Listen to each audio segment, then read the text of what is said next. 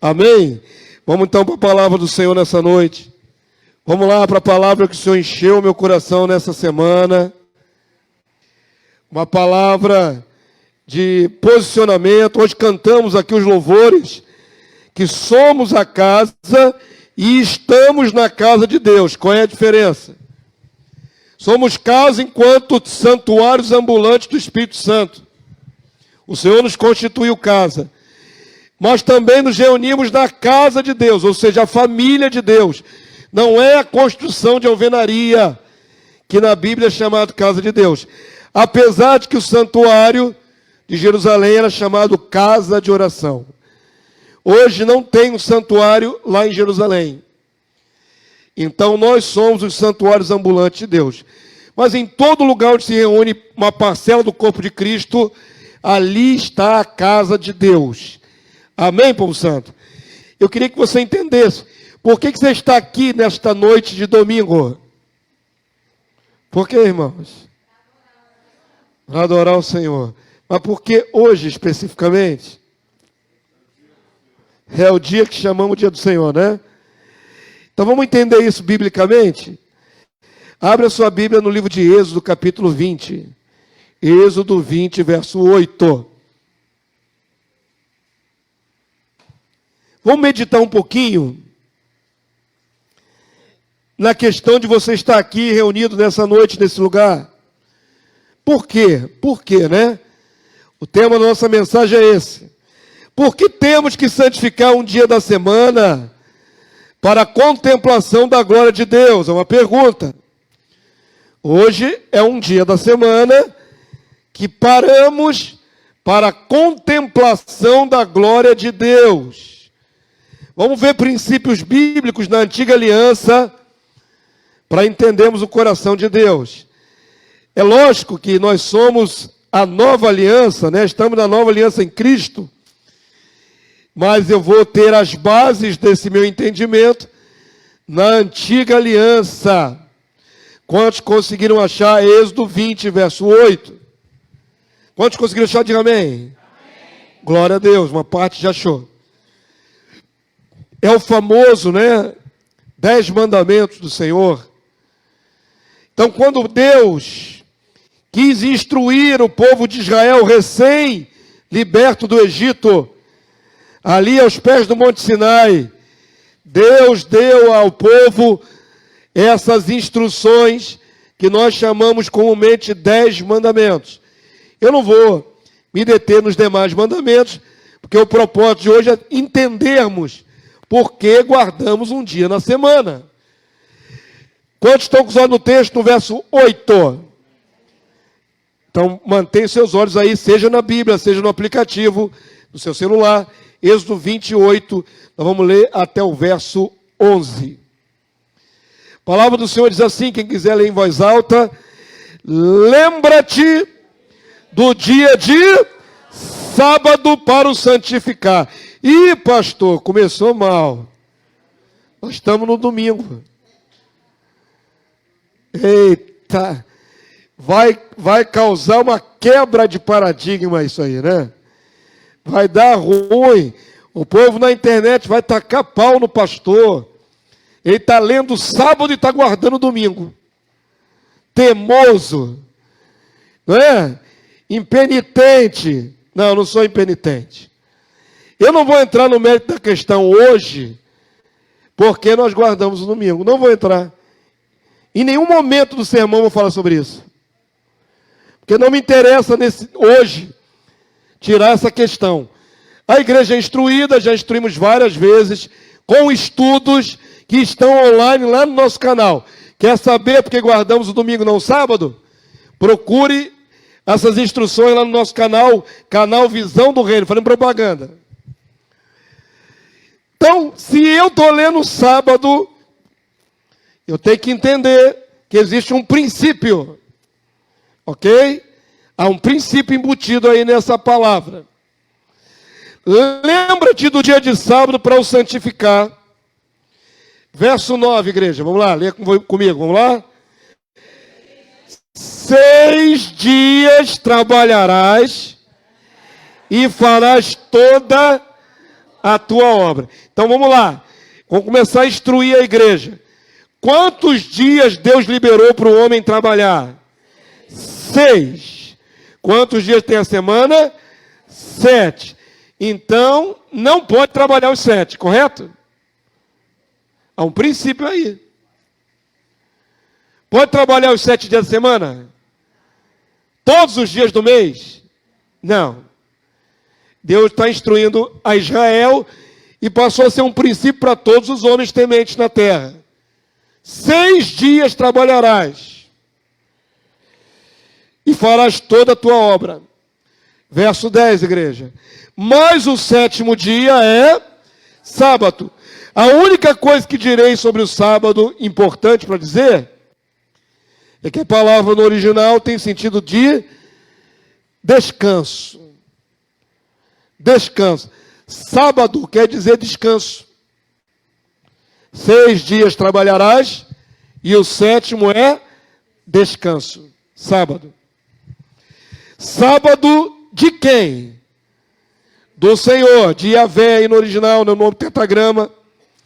Teu Deus. E aí vem a ordem do alto. Não farás nenhum trabalho. Agora leia a listagem aí, por favor.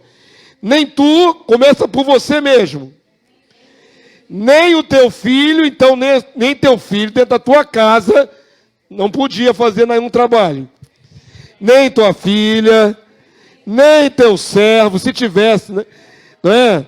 Hoje não tem mais servo, serva. Aqui é escravo. Naquela ocasião tinha escravo. Nem tua serva, nem o teu animal, não podia pegar um animal para trabalhar. Nem o forasteiro das tuas portas para dentro. Está no meio do contexto de Israel, não importa se é moabita, se é amonita, se é filisteu. Está morando dentro do contexto, ele também não pode trabalhar os 7 dias direto. Quantos chegaram comigo até aqui? Todo mundo, sem exceção. Por quê? Verso 11, vamos ler, igreja. Porque em quantos dias Deus fez o mundo? Porque em 6 dias fez o Senhor Yahvé os céus e a terra, o mar e tudo que neles há. E no 7º dia descansou. Por isso o Senhor abençoou o dia de sábado e o santificou, o separou. Santificar é separar. Amém, queridos? Primeiro conceito que eu quero que vocês avaliem. Quantos dias Deus liberou o homem para trabalhar? 6. Ok? Quantos dias o Senhor exigiu que ele parasse na semana? 1. É inegociável. 6 para trabalhar, 1 para parar. Esse para parar é inegociável, é santo, é separado. Estou fazendo você pensar, por que nós estamos aqui num dia de domingo, desde de manhã, estudando a palavra de Deus? Estamos cumprindo um princípio. Tem que parar um dia para contemplar a glória de Deus. Esse mesmo conceito está em Deuteronômio capítulo 5, verso 13. Abre agora aí, você estava em Êxodo, avança mais uns livros. Deuteronômio 5, 13. Deuteronômio 5, 13. Quantos já conseguiram achar? Do 13 até o verso 15. Achou Deuteronômio?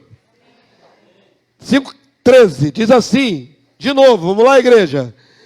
6 dias trabalharás e farás toda a tua obra. No 7º dia pode fazer a tua obra? Mas o que tem de gente fazendo obra no 7º dia não está no gibi. Deus é categórico, não pode. Verso 14, igreja, vamos lá? Mas o 7º dia é sábado do Senhor, descanso do Senhor. teu Deus. Vamos ver o que não pode fazer então, vamos lá? Não farás nenhum trabalho, nem tu, nem teu filho, nem tua filha, nem teu servo, nem tua serva, nem teu boi, nem teu jumento, nem teu animal algum teu, nem o estrangeiro das tuas portas para dentro, para que o teu servo e a tua serva descansem como tu. Lembrando que é escravo, que aí no original é escravo, para que o escravo pudesse ter um dia de paralisação das suas obras. E aí Deus vai explicar que também o sábado remete ao fato de que o próprio Israel foi tirado da escravidão. E quando estava no Egito não tinha descanso. Verso 15, igreja, vamos ler? Porque te lembrarás que foste escravo na terra do Egito, e que o Senhor teu Deus te tirou dali, com mão poderosa e braço estendido, pelo que o Senhor teu Deus te ordenou, que guardasses o dia do descanso, o dia de sábado. Amém? Até aqui, igreja. O que você já aprendeu nesses 2 versículos aí da lei? O que você aprendeu de interessante?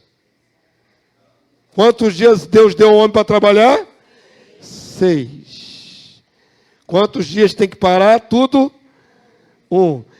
Quem tem que parar? Todo mundo. Todo mundo.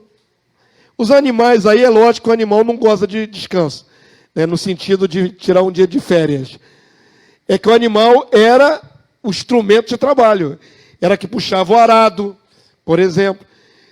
Então, Deus está especificando os animais, porque não pode pegar o animal, atrelar o arado e ir para o campo. Quantos entenderam? E também tem o conceito. Se Israel era obrigado a trabalhar debaixo de chicote no Egito, e Deus o tirou da servidão, eles foram aliviados. Foram libertos. Agora, também vão parar um dia na semana para glória de Deus, sem ter que trabalhar todos os dias. Eu sei que quando toca nesse assunto de trabalhar todos os dias, logo passa na cabeça de alguns a nossa situação moderna. Por exemplo, tem irmãos que trabalham por escala. É militar, nas Forças Armadas se tira plantão. Tem outros trabalhos que tem plantão, não é? Trabalhos em área de medicina, trabalho de hotelaria, trabalho de vários trabalhos. Pastor, se eu no sábado estou na minha escala de trabalho, como é que eu vou guardar o sábado ou domingo? Se eu no domingo estou na minha escala de trabalho? Sempre perguntam isso para mim. Então, deixa eu explicar, para que não haja dúvida. O conceito do sábado é volátil. Ele não precisa ser exatamente no 7º dia.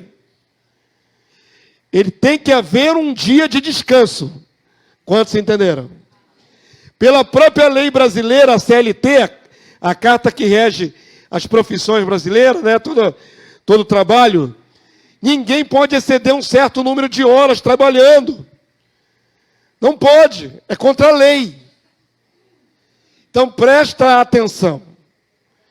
Deus, na sua sabedoria, estabeleceu que o homem trabalhe 6 dias e tire um dia inteiro para a glória dele.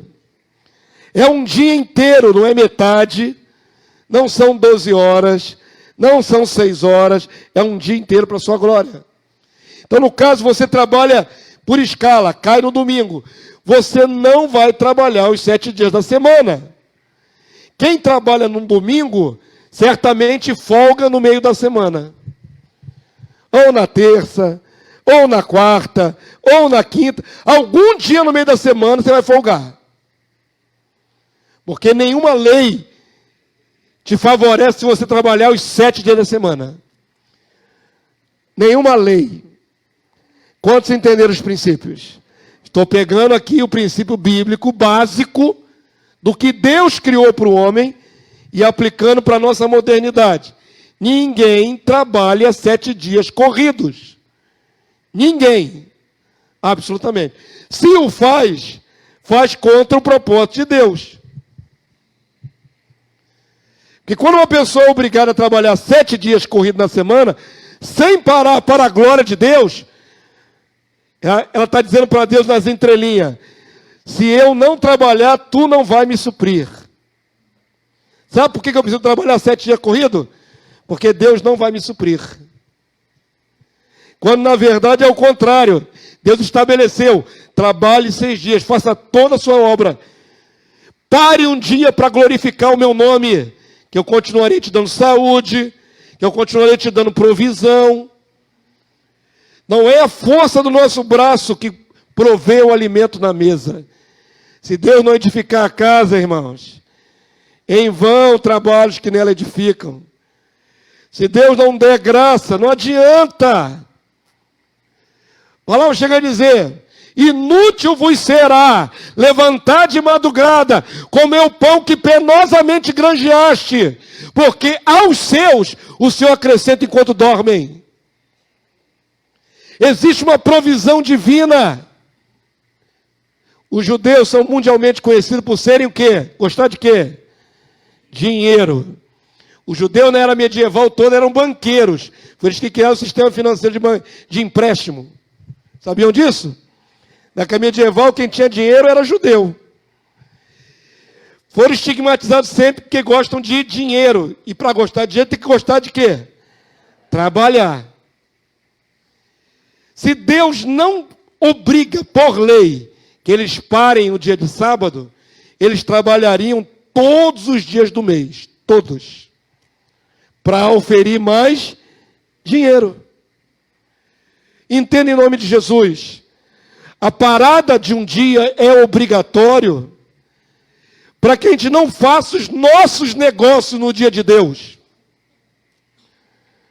Para que a gente não diga para Deus: eu não dependo de ti, eu posso trabalhar, eu preciso trabalhar, porque eu não dependo do Senhor.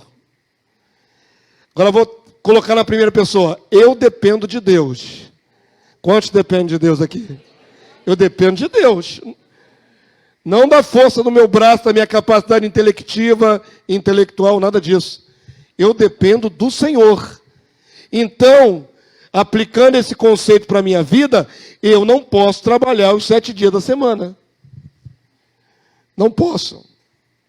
Todo mundo pegou esse conceito? Está bem contextualizado, irmãos? Para começar, eu falei que não vou discutir se é sábado ou domingo. Eu falei que um dia tem que parar. Não pode trabalhar os 7. Vamos ver mais texto bíblico? Volta aí para Êxodo capítulo 31. Primeiro conceito que estabelecemos aqui é que não pode trabalhar os 7 dias da semana, consecutivamente. Tem que parar um. E esse dia que paramos é para a glória de Deus. Eu imagino que os judeus ficavam com comichão dentro das casas no dia que tinha que parar obrigatório. Meu Deus, eu estou perdendo dinheiro. Aquele comichão, meu Deus, que dia inútil, ficar parado dentro de casa. Tem cristão também que pensa isso, que é um dia inútil. Mas tem outros que pensam outras coisas sobre o dia do Senhor. Depois eu falo. Estou reservando mais para frente. Que alguns cristãos pensam que é o dia do domingo. Pensam muito errado.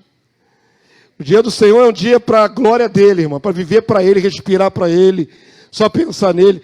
Durante a semana você está trabalhando duro. Muitos de vocês acordam cedo de madrugada. Não tem tempo para se prostrar diante de Deus e adorar. Mas no dia reservado a ele, você pode fazer isso o tempo todo. Amém? Abriu em Êxodo 31, 14. O que diz aí no texto? 14 e verso 15. Vamos lá, igreja? Porquanto guardareis o sábado, porque é santo, separado, para vós outros, povo de Israel, né? Aquele que o profanar, Deus perdoará. Aquele que o profanar 3 vezes, aí Deus vai fazer alguma coisa. Como é que está escrito na sua Bíblia aí, irmão? Como é que Deus falou para o povo de Israel? Israel, sábado é meu. Se você quiser trabalhar nesse dia, o que acontece?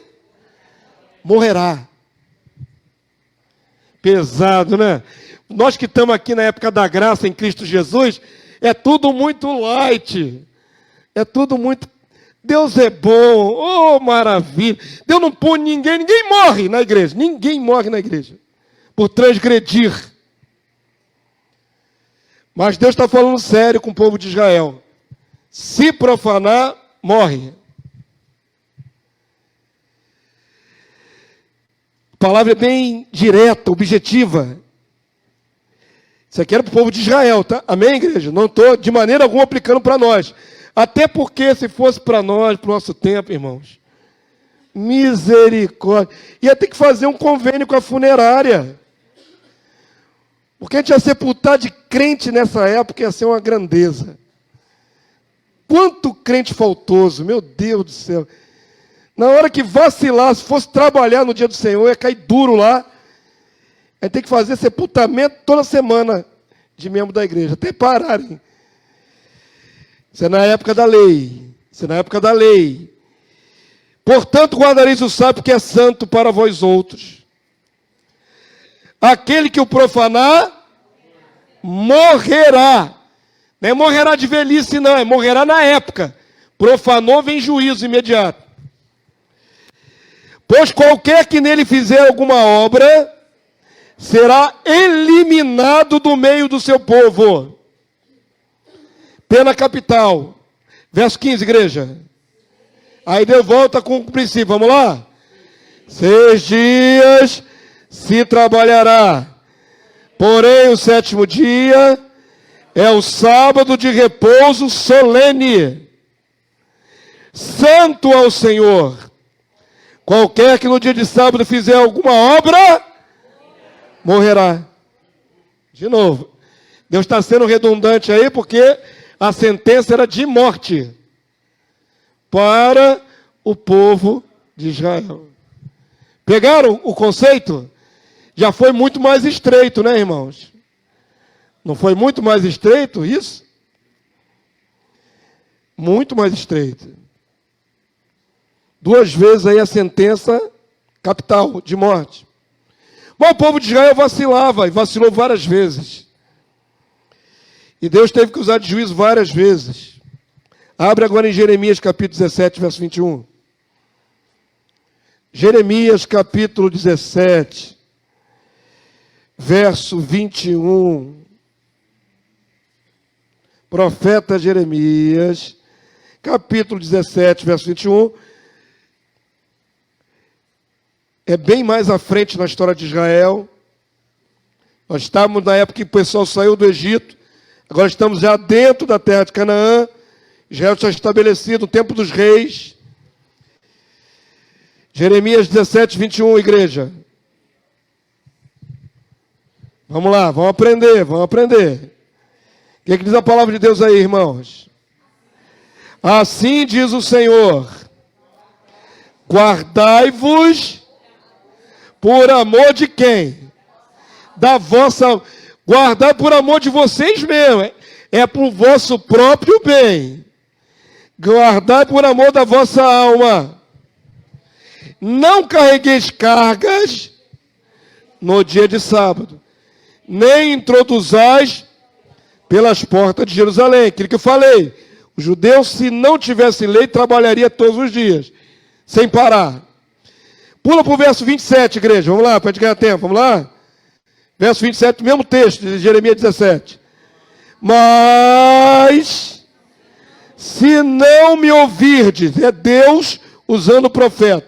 Se você não der ouvido à minha advertência, se não ouvirdes, e por isso, não santificardes o dia de sábado, e carregares alguma carga, fazer serviço braçal, quando entrares pelas portas de Jerusalém, no dia de sábado, então acenderei fogo nas suas portas, o qual consumirá os palácios de Jerusalém e não se apagará.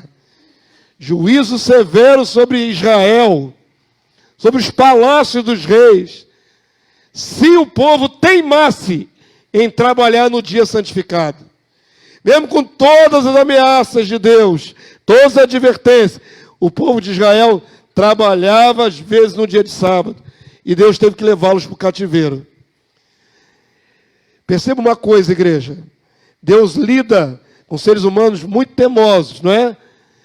Na semana passada falamos da dura cerviz. Nuca dura, difícil de conduzir. São os seres humanos. Cada um quer fazer a sua própria vontade. Mesmo Deus falando, vou matar, vai morrer, vou queimar. Ainda assim o povo vacilava. Olho para esse povo de Israel e olho para a igreja do tempo do fim. Não vejo muitas diferenças, não. É o mesmo seres humanos que lidam com o mesmo Deus. Vocês acham que Deus mudou? Deus mudou ao enviar Jesus para a cruz e morrer em nosso lugar. Deus anulou tudo o que ele pensava a respeito dos seres humanos.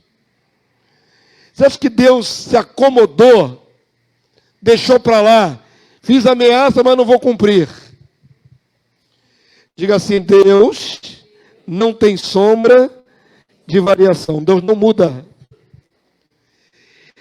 Se Deus não muda, chegamos à conclusão: Deus não muda. O mesmo Deus da antiga aliança é o Deus da nova aliança. Amém, igreja? É ou não é? É o mesmo Deus.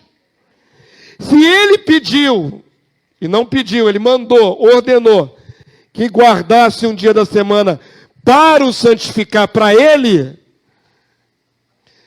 por que será que a igreja do tempo moderno acha que não precisa guardar o dia do Senhor? É uma pergunta pertinente. Por que será que os crentes modernos acham que não precisam guardar o dia do Senhor? Um dia na semana para a glória de Deus. É o mesmo Deus, é o mesmo princípio. Entendam isso em nome de Jesus. Deus continua exigindo, não pedindo, que o seu povo pare um dia para glorificá-lo. Amém? É tão difícil de entender isso? Não, né? Por favor, agora de novo, nos profetas, Ezequiel, capítulo 22 agora. Você estava em Jeremias. Avança para Ezequiel, capítulo 22, verso 8. Eu sei que alguém vai dizer: mas pastor, Jesus trabalhou muito no dia de sábado, fez muitas obras e foi até criticado pelos radicais guardadores de sábado, os fariseus. É fato, porque os fariseus, eles extrapolaram o princípio de Deus. Deus não falou que não podia fazer o bem no sábado. Deus falou para não pegar o jumento, o boi, e ir para o campo arar, para ganhar dinheiro. Jesus nunca pegou o boi para arar para pegar dinheiro, para fazer dinheiro. Jesus não estava trabalhando para auferir lucro. Ele só estava abençoando vidas. E isso não era proibido fazer no sábado. Quantos entenderam? A proibição que os fariseus impunham sobre Jesus era extra conceito de Deus. O conceito de Deus não tinha nada a ver com fazer o bem. Fazer o bem devemos todos os dias, inclusive o dia santificado. Então era uma acusação injusta. O que Deus estava segurando o homem é que freasse um dia para ele parar de olhar na horizontal e ele levantar a cabeça e olhar para o céu, olhar para onde está o trono. Tem cristão que não entende isso. O dia santificado do Senhor não é teu, não te pertence. Você não pode gerenciá-lo do seu jeito. É para a glória de Deus. O dia que separamos é para a glória de Deus. Pastor, não consigo vir ao domingo, minha escala cai no domingo. Você vai tirar um dia na semana para descanso. Nesse dia, faça para a glória de Deus. O que você não pode fazer é viver sua vida sem separar um dia na sua semana para a glória de Deus. Não pode. Amém, querido Deus? Abriu Ezequiel 22, verso 8. O povo de Israel errou muito nisso. Vamos ler o que está escrito? O que está escrito aí, igreja? Desprezastes as minhas coisas santas e profanaste os meus sábados. Migra para o verso 26, do mesmo capítulo 22 de Ezequiel. Você lê Ezequiel 22, 8, avança para Ezequiel 22, 26. Acharam aí o texto? São apenas alguns versículos à frente. Vamos lá? Os seus sacerdotes transgridem a minha lei e profanam as minhas coisas santas. Entre o santo e o profano não fazem diferença, nem discernem o imundo do limpo, e dos meus sábados escondem os olhos, e assim sou profanado no meio deles. Queridos, deixa eu aplicar isso para nossas vidas. Como é que isso aqui se aplica para nós, igreja do século 21, quase às portas de Jesus voltar? Presta atenção. No dia que é separado para o Senhor, esse dia não pode ser usado de qualquer jeito. Eles, sacerdotes, desprezavam o dia do Senhor. Sabiam, conheciam a lei, mas desprezavam. Como é que eu posso desprezar o dia do Senhor? Vou dar um exemplo. Tem dia que no dia do Senhor, o dia que nós separamos para ser o dia de contemplação, resolve que vai lavar a roupa da semana inteira. Resolve que vai fazer um passeio de barco. Vai pegar o barco ali na Praça Quim e vai passear. Resolve que vai ver o jogo do Flamengo, Fla-Flu. O que esse cristão, no dia que está separado para o Senhor, está fazendo quando ele resolve fazer qualquer outra coisa que não seja para a glória de Deus? Ele está desprezando o dia santo. Quantos entenderam? Tem gente que faz isso. A Igreja Católica resolveu o problema. A Igreja Católica é muito esperta. Bota a missa de manhã cedinho. 6 horas da manhã. Por quê? Porque aí os malandros, eu não quero perder meu domingo inteiro com Deus, eu vou logo cedo na missa, pago a penitência e o resto do dia é todo meu, para a glória minha. Eu posso fazer o que eu quiser, churrascão, com cerveja, encher a cara, porque eu já fui na missa às 7 horas da manhã, 6 horas da manhã.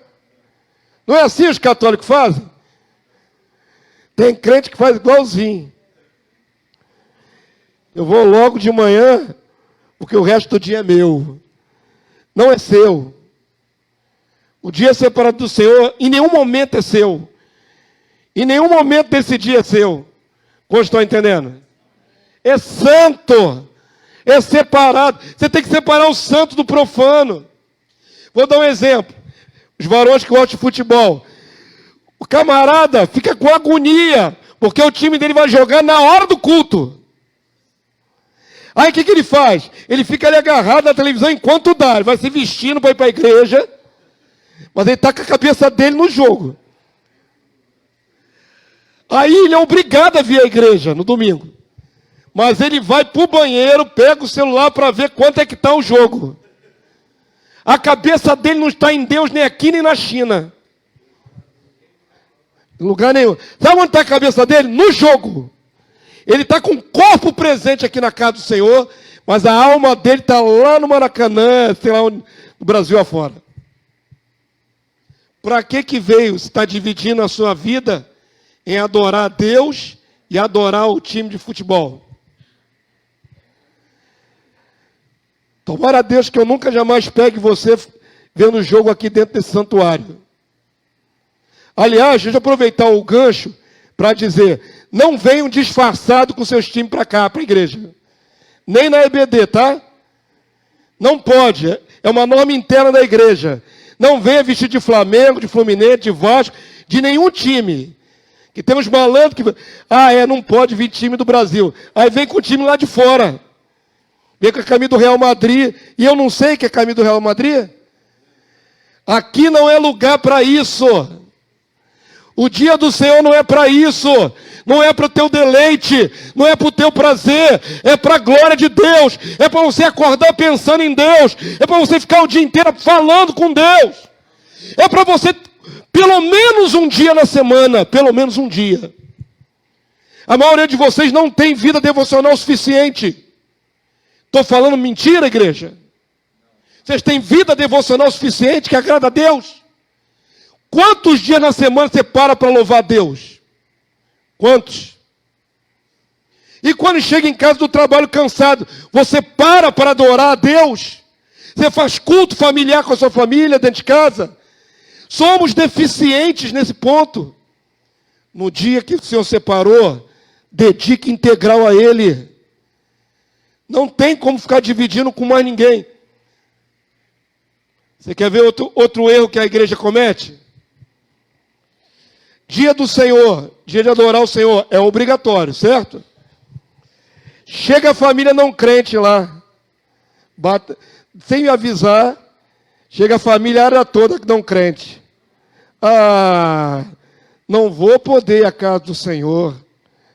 Afinal de contas, como é que eu vou ficar mal com os meus parentes? Olha bem o que o crente faz. O crente faz isso. Agora, se essa família não crente, aí vai atrapalhar seu domingo, né? Você tem que agora dar sustento e alimento para seus parentes, sua parentela não crente, que não está nem aí que você está perdendo o dia do Senhor. Está nem aí. Não se importa. Para ele, vai melhor. Vão até preferir. Tem gente que prefere assim, que dia que a gente vai marcar aquele churrasco? No domingo, na casa do crente. Que dia que a gente vai marcar aquele aniversário? No domingo, na casa do crente. Porque o crente abre mão. Ele abre mão. Se fosse o contrário, seria diferente. Se ele serve as entidades afro aí, candomblé, umbanda, quimbanda, e eles têm obrigação e têm medo das entidades, se você for na casa dele no dia que ele tem que ir ao santuário, ao terreiro, e você bater lá de surpresa, ele vai continuar servindo os demônios dele lá e vai te deixar sozinho. Porque ele teme os demônios. Não pensa que ele vai abrir mão porque você chegou na casa dele. Mas o crente cede. Eu posso abrir mão de cultuar o meu Deus para cultuar a minha família. Se pelo menos fizesse diferença, se pelo menos, já que você ficou em casa e não pode adorar a Deus com seus irmãos, ao menos manifestasse a glória de Deus para a sua família. Mas abrir mão para fazer festa, e festa mundana, não adianta, irmãos. Não adianta. O pastor de vocês está há 32 anos caminhando com Cristo. E como eu vejo o crente abrindo mão do seu dia do Senhor, abrindo mão de culto, para receber parente que não está nem aí para a sua devoção. Está nem aí, querido, para a sua obrigação com Deus. Não faça isso. Em nome de Jesus, você deve a Deus a sua vida, não é seu parente, não. Nenhum parente teu morreu na cruz no seu lugar. Foi Cristo. É a Ele a honra, a Ele a glória, a Ele a sua vida. Cantamos coisas que não vivemos. Meu coração é teu. Como? Se na hora que entre Deus e o mundo você faz a vontade do mundo. Não adianta, queridos. Quantos estão entendendo? Estou pegando os princípios e aplicando. Tem que separar. O dia do Senhor é santo. Sabe como é que você impactaria a família que não é crente? Dizendo para ele assim, ó, chegou aqui na minha casa, não me avisou, sinto muito, eu tenho compromisso com meu Deus, eu vou adorar, quer vir comigo? É assim que você deveria fazer. E não perder o culto porque está dando preferência a seres humanos. Entre Deus e os homens, a Deus, querido. A Deus toda a honra, a Deus toda a glória. Se você nunca me ouviu falar dessa maneira tão radical, é porque você não entende o que a Bíblia fala. Você está vendo aqui, ó, Deus ameaçava até de morte. A Bíblia é radical. O evangelho que o povo quer viver é que é light. Mas a Bíblia é radical. A palavra é radical. Não negocia. Abra sua Bíblia, por favor, em Isaías 58, verso 13. Qual é o desejo de Deus com um dia separado para a glória dele? Isaías 58, verso 13. Quando você pretere Deus em função dos seus parentela, é quase uma idolatria. Tudo que você coloca na frente de Deus é idolatria. Tudo. Pai, mãe, irmão, filho, parente, tudo é idolatria. Deus é o primeiro lugar. Isaías 58, verso 13. Eu estou tendo que explicar isso para crentes até antigos. Você sabia que você não pode usar o dia do Senhor para o seu bel prazer? Ah, pastor, então eu estou de férias. Tá bom, você tirou férias, lógico, está viajando, está longe da sua congregação. Mesmo assim não justifica. Sabe por que não justifica? Porque mesmo longe, tem algum lugar onde você está que tem uma porta aberta para você adorar o Senhor. Ou não tem? Tem. Se você estiver isolado numa casa de praia, não tem para onde, lugar nenhum para você ir, o que você faz no dia do Senhor? Faz um culto com a sua família, droga. Por que tem que sempre abrir mão do que é de Deus? Nós não podemos tirar férias de Deus, queridos. Imagina se Deus tirasse férias de você. Eu vou deixar de acompanhar aquele fulano ali na terra por uma semana. Como é que ia ser sem Deus estar com o olho sobre você um dia? Como é que ia ser a sua vida se Deus tirar o olhar de cima de você? A proteção, a guarda, por um dia somente. Por que o crente acha que quando está de férias não precisa adorar a Deus? Dia de adorar a Deus é todo dia. Quem dera. Sabe qual é o meu sonho de consumo? Atos 2. Se reuniam todos os dias nas casas e no templo. Todos os dias da semana. Não era só o dia santificado, não. Era todos os dias. Eram separados. Mas isso é pedir muito da geração de crentes no tempo fim. Pelo menos um dia na semana. E ainda assim tem gente que vem uma vez a cada ciclo. Tem gente que orbita. Aparece na igreja e 3 ciclos depois aparece de novo. Como é que pode isso, gente? Como é que o cristão pode viver assim? Não dá para viver assim. Isso não é cristianismo.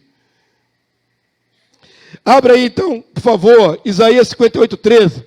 Vamos entender a mente de Deus quando pede para o homem parar para a glória dele.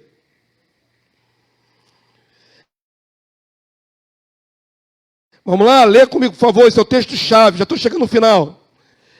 Se desviares o pé de profanar o sábado, dia do descanso. Lê em voz alta, por favor, vamos lá. Se desviar o pé de profanar o sábado e de cuidar do quê? Dos seus próprios interesses. Está aí Deus analisando o ser humano. O que o ser humano gosta de fazer no dia que era dele, do Senhor? Cuidar dos seus próprios interesses.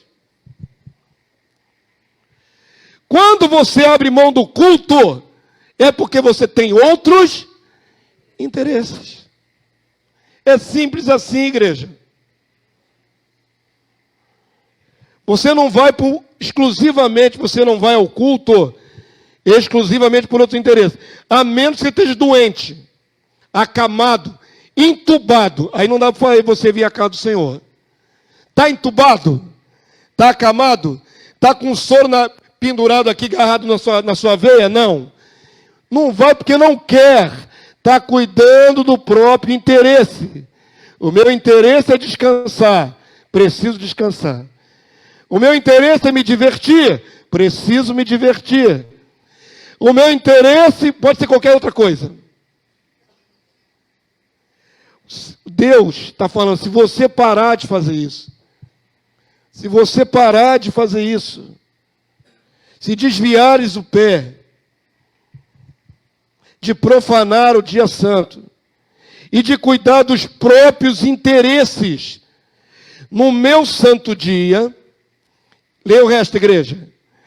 Se chamares ao sábado, eu só ouço 3 vozes numa classe que tem aqui pelo menos 60 pessoas. Eu falo, leia a igreja.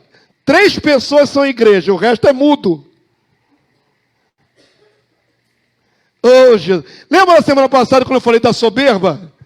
Que é herdada lá do Éden. Eu faço se eu quiser, porque ninguém me manda, nem o pastor. Quando eu falo, leia igreja, não é uma sugestão, uma direção. Podem ler em voz alta o texto, igreja? Vamos lá? Se você quiser, continua com a boca fechada, porque você é de dura cerviz. Cabeçudo. A tradução majoritária aqui na igreja é Revista Atualizada. A maioria tem a tradução. Não está lendo porque não quer. Porque acha que a mensagem não está agradável, então não quer ler. Quem tiver versão diferente, ouça. Quem tiver a mesma versão, leia com o pastor. Vamos lá?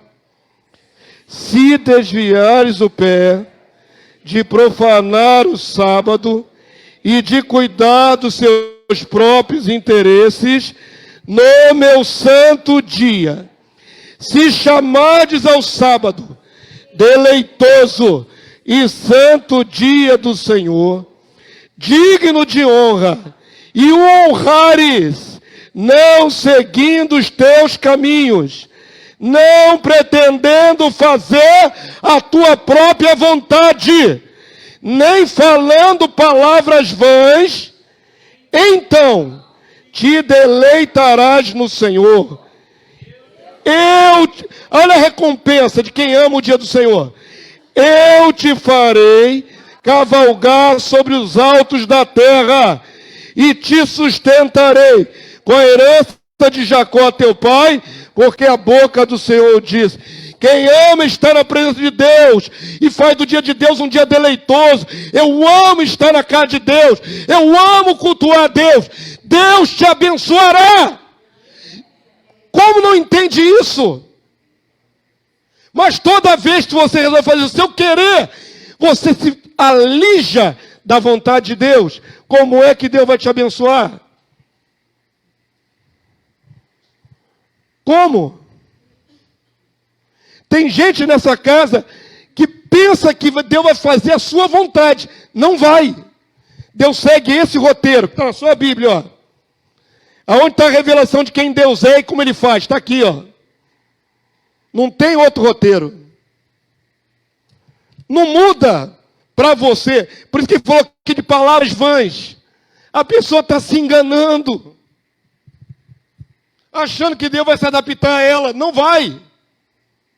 É você que tem que anuir a palavra. Quantos estão entendendo? Digo amém. O dia do Senhor não é teu. O dia do Senhor não é para fazer suas coisas. O dia do Senhor é do Senhor. Separado para Ele. E ponto.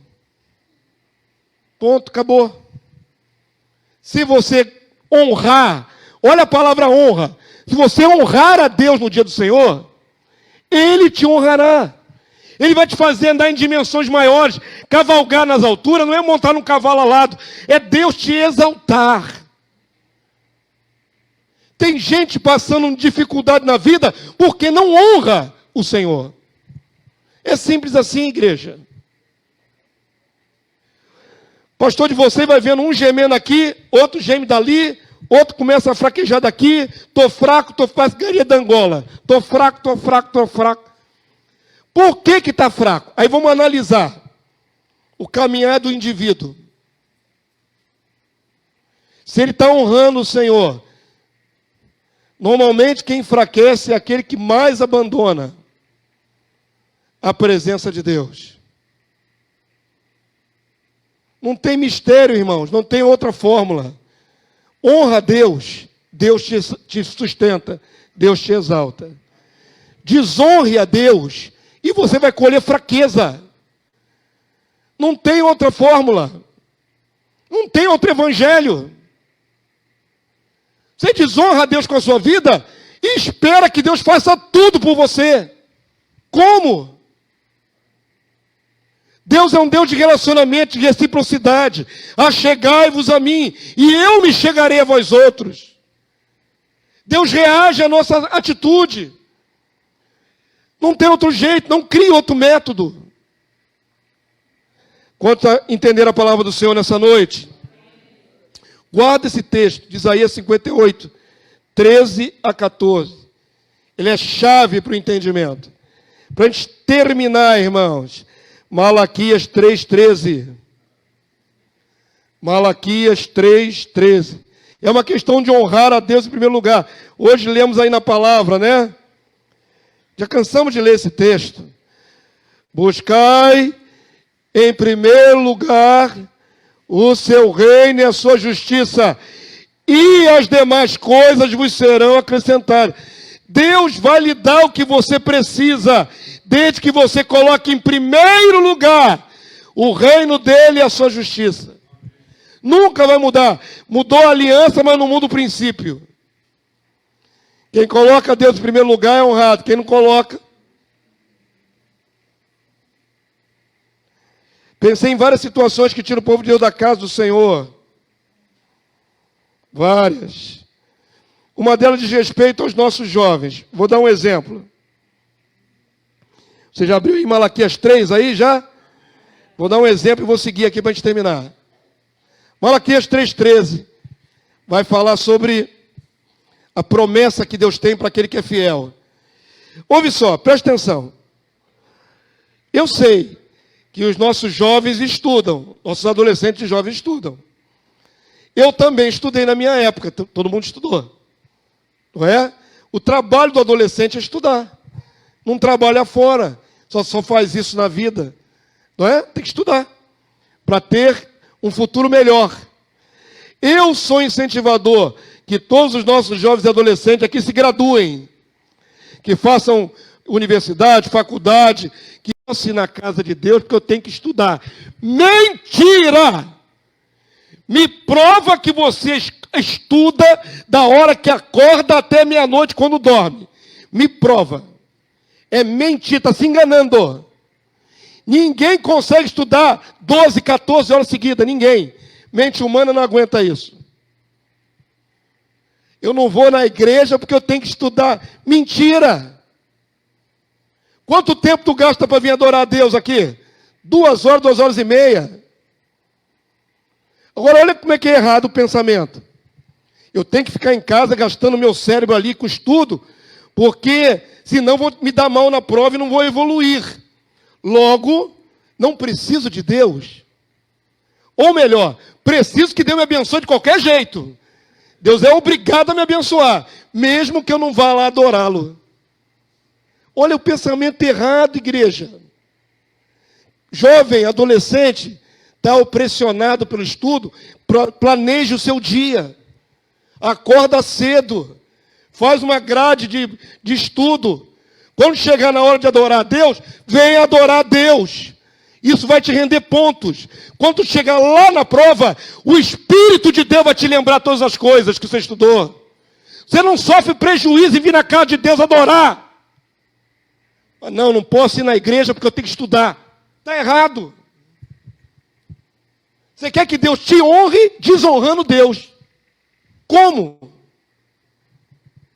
Está errado. Estão compreendendo como é que o povo vai errando tudo? Os princípios. Não justifica. Quer que Deus te abençoe a sua mente para guardar o ensino? Separe o seu dia, venha adorar a Deus e volte a estudar. Eu vou chegar em casa 9h30 da noite, vou voltar a estudar até às 10h30, até 11 horas da noite. Aí Deus vai te honrar. Porque você separou o que era de Deus. Você não subtraiu o que era de Deus. Deus vai te honrar. Mas se você quer viver achando que a sua capacidade mental é que vai te dar boas notas, você não precisa de Deus. Você não precisa de Deus. Deus não é uma ideia, não, irmão. Deus não é uma pessoa. Deus não é uma ideia. Deus é uma pessoa que se relaciona, que se magoa, que fica triste. É uma pessoa. Quando você despreza ele, ele fica triste. Como qualquer um de nós ficaria. Deu as costas para mim. Entenderam, queridos? Vamos lá, Malaquias 3,13. Aos fiéis. O que é um fiel? Hoje está cada dia mais difícil achar um fiel na igreja. Fiel é aquele que não negocia. Malaquias 3,13. Não estou lendo o versículo, não, estou falando ainda. Vocês estão procurando essas palavras que eu estou falando aí no texto? Eu não escrevi Malaquias 3,13. Eu estou falando assim, ó, ao fiel. Aí comecei a dizer, o que é um fiel? O que é um fiel, irmão? Você se julga um fiel? Fiel. Estão falando aqui de fidelidade. Fidelidade. Fidelidade é aquele que não vacila. Ao fiel vem bênçãos. Ao claudicante, aquele que anda tropeçando nas pernas, vai ter a mesma bênção? Não. Deus galardoa quem busca ele. É simples assim. Agora vem para o texto. Está escrito ao fiel, não. Está escrito as vossas palavras. Não é isso? Vocês pensaram que eu estava lendo o versículo. Não estava lendo o versículo ainda? Vamos ler o texto aí, irmãos. Do verso 13 até o verso 18. Vamos ler mais um contexto aí do que Deus acha. As vossas palavras foram duras para mim, diz o Senhor. O que eu acabei de falar aqui agora para vocês? Que Deus também fica magoado conosco, triste. Deus está usando o provérbio para dizer assim, vocês aí na terra falaram palavras duras para mim. Eu ouvi o que vocês falaram aí na terra. Quando você murmura contra Deus, ele fica triste. Ele está interagindo, é um ser pessoal. Uma pessoa. Se você reclama com Deus, Deus ouve. Se a reclamação for justa, Deus pode até ponderar. Mas se a sua reclamação é injusta, Deus se ofende. As suas palavras, a palavra do povo, foram duras para Deus. E Deus está reclamando aí no texto bíblico, aí, ó, através do profeta. Ele está reclamando. Pô, vocês me magoaram, me feriram. Deus tem sentimentos. Vamos lá o texto. As vossas palavras foram duras para mim, Deus. Para mim, Deus. Assim diz o Senhor. Mas vós dizeis, o que magoava o coração de Deus? Vamos lá. Que temos falado contra ti. Vós dizeis. Aí Deus vai explicar. O que estavam dizendo o povo? Inútil é servir a Deus, que nos aproveitou. Temos cuidado em guardar os seus preceitos e andar de luto diante do Senhor dos Exércitos. O que magoou Deus? O povo dizia, para que eu estou sendo tão zeloso ou fiel? É inútil. Para que tanto esforço? Isso magoou o coração de Deus. Olha o restante do texto. Verso 15. Ora, pois nós reputávamos por felizes os soberbos, também os que cometem impiedade prosperam. Sim, eles tentam ao Senhor e escapam. Olha o pensamento do crente daquele tempo, irmão, do israelita. Nós aqui nos gastamos na presença de Deus. Está adiantando o quê? É inútil. É inútil. Fazer culto para quê? Vem cá do Senhor para quê? Se os ímpios, que são soberbos, prosperam. O argumento que feriu o coração de Deus era esse. Os que não têm compromisso nenhum com Deus, nem com culto, nem com adoração, nem com nada, estão aí vivendo regaladamente. E nós aqui pagando um preço para adorar a Deus. Acredito que tem cristão que pensa assim: ah, já faço muito, eu vou na igreja. E pensa assim: pô, quem está lá fora não obedece nada e se dá bem. Segue o texto, igreja, paramos no verso 16. Então, os que temiam ao Senhor falavam uns aos outros. O Senhor atentava e ouvia.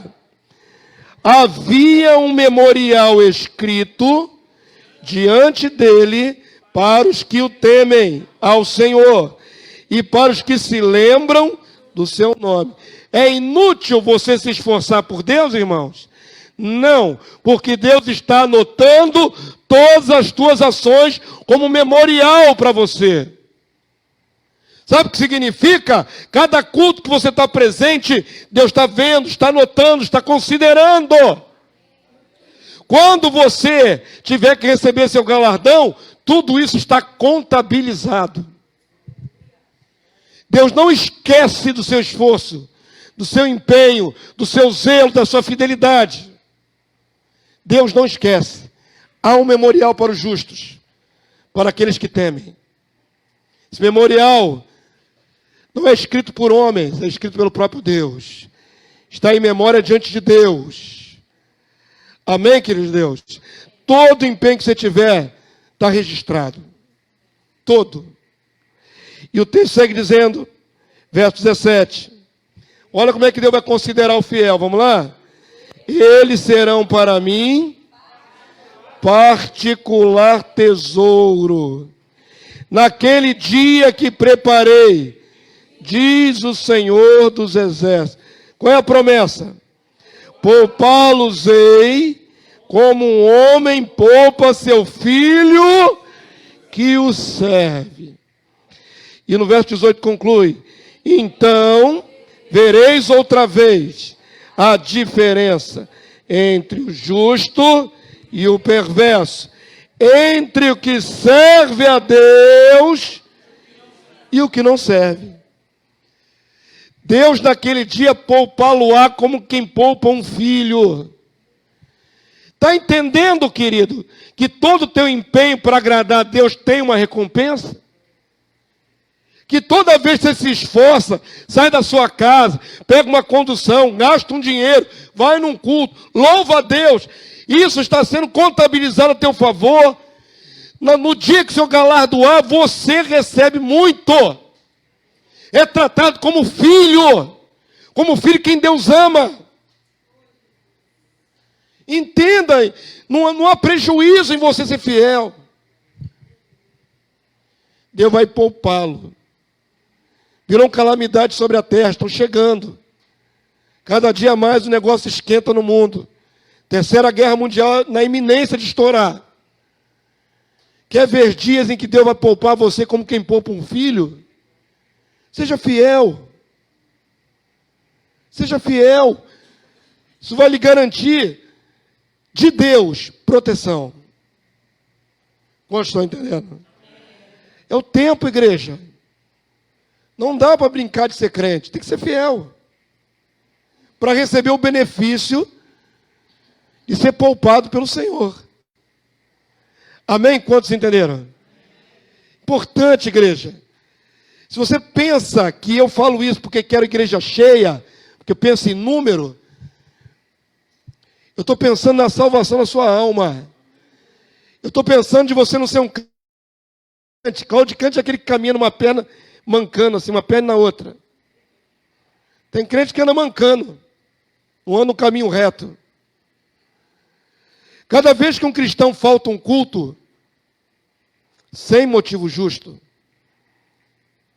ele granjeia para si decréscimo, demérito, desonra. Só isso. Eu não perco nada, porque eu venho em todos os cultos. Mas quando eu vejo algum de vocês claudicando, está descendo a ladeira. Está perdendo muito diante de Deus. Quantos entenderam, digam amém. Tua fidelidade te poupará no dia da calamidade, irmãos. Pois nós temos que nos entregar cada vez mais por inteiro. Não tem mais tempo para ficar brincando, irmãos. Não há mais tempo para ficar negociando. Decida de uma vez ser fiel. Decida de uma vez vir à casa do Senhor. Tem gente enfrentando aqui câncer. Tem membro da igreja enfrentando câncer. Tem gente enfrentando doenças graves, depressão, crises horríveis. Vocês acham que Deus tem obrigação de te curar porque você é filho? Seja um bom filho. E mesmo sendo um bom filho, Deus pode não querer que você se cure. Que Ele te leve através dessa enfermidade.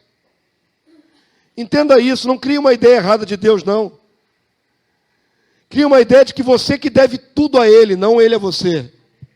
Sabe quem deve tudo a Deus? É você. Sou eu. Eu devo o ar que respiro a Deus.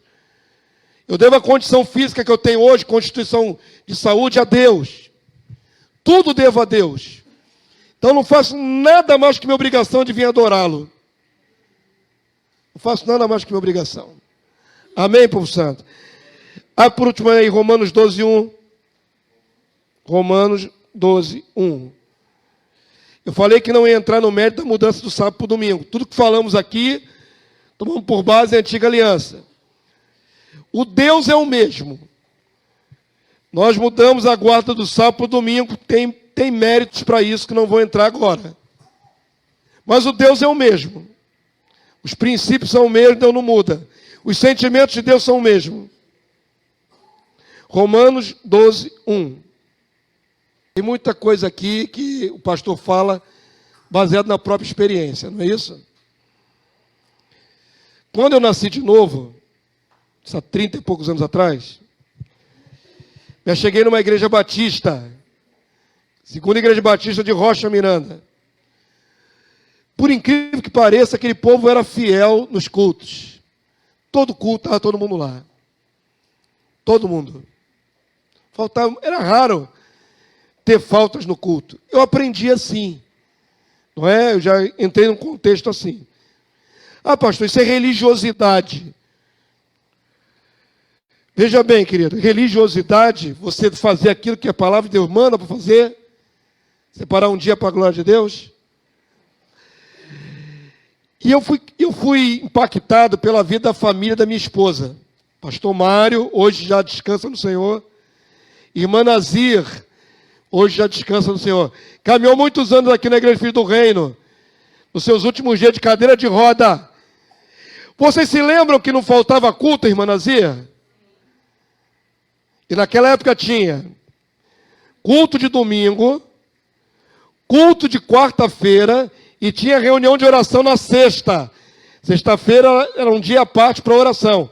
Todas as reuniões, eu e Lenice trazíamos a irmã Nazir de cadeira de rodas para esse santuário para adorar. E ela adorava e participava do culto. Uma mulher com Alzheimer, em progresso, perdendo a memória, com demência, mas vinha, adorava e ainda orava com todo mundo aqui. Era penoso para mim, para a Lenice trazer a irmã Nazir. Porque a minha casa é uma escada no alto, é uma casa no alto, com escadaria de tijolo, de concreto. Nós tivemos que botar a minha sogra naquela escada, e eu e Lenice, um segurando na frente, outro atrás, quicando ali os pneus da cadeira de roda, vários degraus até chegar no carro. E depois voltar com ela, subindo, que é pior do que descendo. Mas ela estava todos os cultos aqui. Todos. Então, eu fui criado no Evangelho vendo esse tipo de exemplo.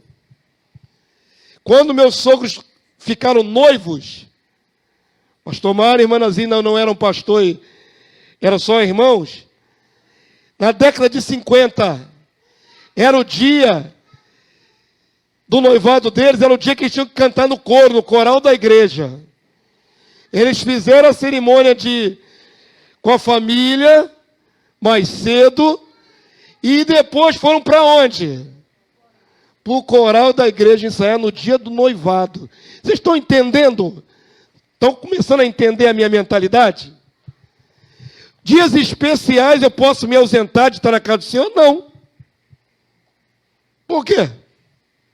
Dá para eu honrar o Senhor a si mesmo. Ou não dá? Dá, faz mais cedo. E vai para a casa do Senhor servir. No dia do noivado dos meus sogros, eles estavam servindo na casa do Senhor. Qualquer um diria, não, esse dia é para o casal, não é para Deus. É para Deus. Eu tendo esses exemplos na minha mente, eu não consigo imaginar crente que abre mão de culto toda hora. Não dá para entender isso, irmãos. Qualquer coisa não vem, qualquer coisa não vem. Por quê? Por que essa geração está tão fraca na sua fidelidade com Deus? Nós precisamos avançar, queridos. Amém? Precisamos avançar. E você tem que decidir no seu coração o que você quer com Deus. Tem que decidir. Romanos capítulo 12, verso 1. Vamos lá? Paulo pede aí em oração. Vamos lá? Rogo-vos, pois, irmãos, pelas misericórdias de Deus, que apresenteis o vosso corpo por sacrifício vivo, santo e agradável a Deus, que é o vosso culto racional. Apresentem-se como sacrifício. Apresentem-se como sacrifício. Para que Deus receba o seu sacrifício. Falei que sair de casa é um sacrifício. Pagar uma condução é um sacrifício. Tudo faz parte. Apresentem-se como sacrifício vivo, santo e agradável a Deus, que é o vosso culto racional. Deem seus corações a Deus, de fato. Não apenas de momento, nem de canção. Deem seus corações a Deus em sacrifício. E aí Deus vai se agradar de todos vocês. E a graça vai superabundar. E a igreja vai prosperar. Amém, povo santo? Vou colocar o último pingo no i. Você sabe o que se chama igreja local? Por que é igreja local? Por que se chama igreja local? Não tem noção? Porque ela está numa localidade, certo? Qual é a estratégia? Que você participe de uma igreja local. Vou explicar. Tem muita gente aqui que mora longe. Os últimos membros dessa casa, uns vêm Vila Valqueire, outro vem de Deodoro, outro vem lá de Realengo, outros vêm não sei da onde. É tudo longe. Vinham de Caxias, Belfor Roxo, a irmã Elaine, Belfor Roxo. Isso dificulta. Porque tem a distância, tem o combustível, tem um monte de coisa. Qual é o ideal? Que você se agremie numa igreja local. Que você possa andar até ela. Porque aí todo esse empecilho da distância, do consumo, tudo isso acaba. Ah, pastor, está mandando os irmãos que moram longe de outras igrejas? Não. Eles vão fazer o empenho deles, é o sacrifício deles, e Deus está se agradando. Mas o ideal é que fosse local.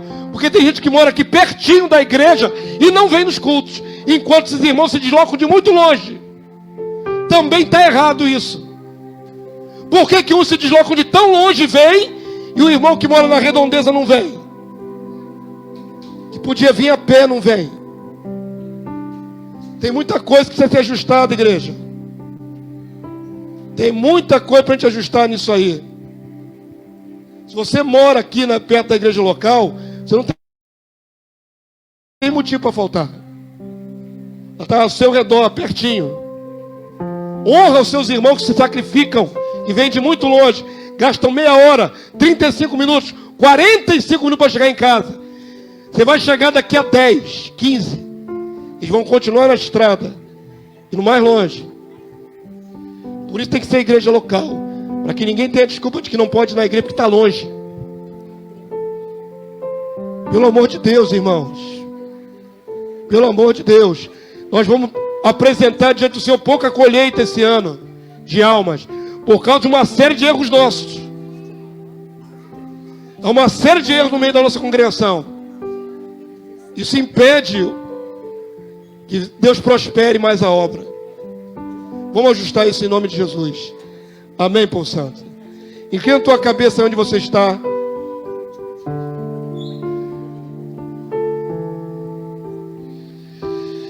Pai Santo, bendito é o teu nome. Nós estamos aqui na tua presença, como declaramos desde o começo deste culto. Viemos te agradar, te adorar. Viemos glorificar o teu nome e o nome do teu Filho Jesus, nosso Rei e Salvador. Ao nosso Deus e Pai toda a honra e toda a glória. Ao nosso Senhor e Salvador e Rei toda a honra e toda a glória. É para isso que viemos aqui, Senhor. Nós compreendemos que temos falhado e muitas vezes falhamos. Às vezes nem percebemos quanto falhamos com o Senhor em te dar a honra que lhe é devida. Eu te peço, Senhor, muda essa história nessa igreja. A partir deste esclarecimento, desta noite, que vidas possam se ajustar à tua vontade. Teus filhos, teus adoradores, teus eleitos. Deus, muda esse quadro das nossas deficiências nessa casa. Que esta casa te sirva em espírito e em verdade, te sirva com zelo, com dedicação. Que nenhum cristão fique bem em sua casa num dia de culto, Senhor. Eu te peço, Senhor, incomoda o coração daquele que, podendo estar no meio da congregação, está em casa, fazendo sua própria vontade. Em nome de Jesus. Até que esse irmão ou irmã se constranja pelo poder do teu Santo Espírito e resolva ser um com a igreja, um com os fiéis. Deus, eu te peço, muda a sorte, muda a situação. Aonde o pastor se limita, não posso ir mais além do que isso, de entregar o teu recado. Mas o teu espírito pode ir na divisão da alma e do espírito humano. O teu espírito, Senhor, pode convencer o homem daquilo que está transgredindo. Eu te peço em nome de Jesus, que a nossa igreja seja notabilizada pela fidelidade. Que a nossa igreja seja uma igreja de fiéis, que te buscam com fidelidade, que te honram, que te agradam em todas as reuniões que puderem estar. Senhor, ajuda essa igreja a se ajustar ao padrão bíblico, ao padrão da tua palavra. Em nome de Jesus eu te clamo, para que possamos avançar, meu Deus. Nós precisamos avançar com a tua obra. Precisamos alcançar famílias. Precisamos alcançar mulheres, homens, adolescentes, jovens, crianças. Nem as nossas crianças têm crescido, Senhor. Deus, tenha misericórdia de nós. Constrange o coração dos teus eleitos, para que mudem a postura, a caminhada, a pegada, e façam o teu querer, Senhor. É o teu querer, Senhor. É a tua vontade, é a tua determinação. Habilita, Senhor, essa igreja. Habilita-nos, Senhor. E ajustando as nossas vidas, tu possas derramar graça, graça sobre graça, e nós possamos ser acrescidos de muitas outras almas, muitas outras famílias, em nome de Jesus. Eu me proponho, Senhor, nessa noite, neste lugar, em ser mais zeloso da tua obra, e não deixar os meus irmãos serem menos zelosos. Eu não deixarei mais, Senhor. Eu me comprometo contigo a sempre apoiar aqueles que andam devagar, a sempre exortar aqueles que podem caminhar, e a fortalecer aqueles que têm dificuldade. Mas que ninguém fique para trás da caminhada, Senhor.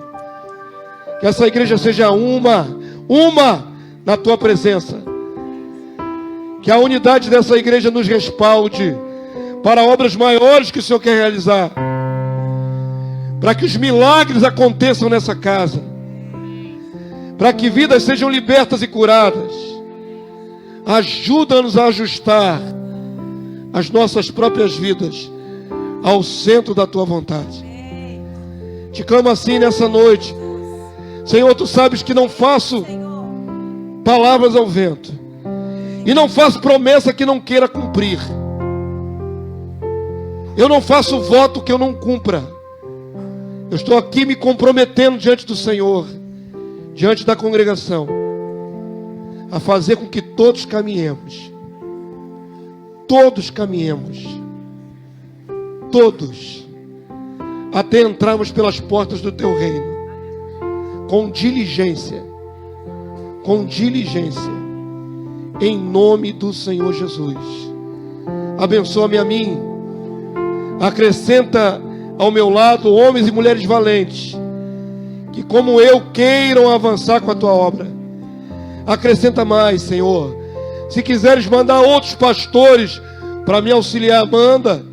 Líderes, manda, Senhor. Obreiros, pode enviar, meu Deus. Eu quero fazer a tua obra prosperar. Me ajuda, Senhor, nessa proposta. Em nome de Jesus. Em nome de Jesus. Abençoa cada membro dessa casa, do pequenino ao mais ancião, as mulheres, os homens, os adolescentes, os jovens. Que o teu Espírito a todos convença da tua perfeita, boa e agradável vontade para as nossas vidas. Em nome de Jesus. Em nome de Jesus. Amém e amém. Vamos adorar o Senhor, igreja.